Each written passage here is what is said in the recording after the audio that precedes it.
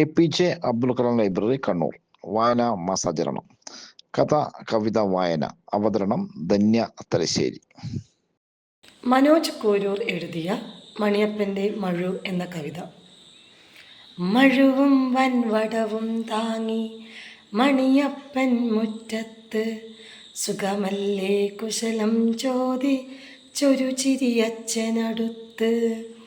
സുഖമാർക്ക് മരത്തിൽ നിന്നൊരു പക്ഷി ചിലച്ചത് നോക്കി, മണിയപ്പനൊരുങ്ങി മഴുവാൽ നഖമോരോന്നു മിനുക്കി.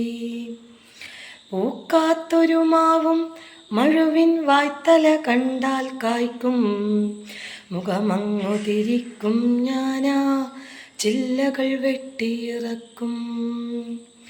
തടി വെട്ടി മറിക്കാനൊടുവിൽ വടമതിലിട്ടു വലിക്കേ, പിടയുന്ന കരച്ചിലു കേൾക്കാം, കേട്ടില്ലെന്നു നടിക്കും, കേട്ടില്ലെന്നു നടിക്കും.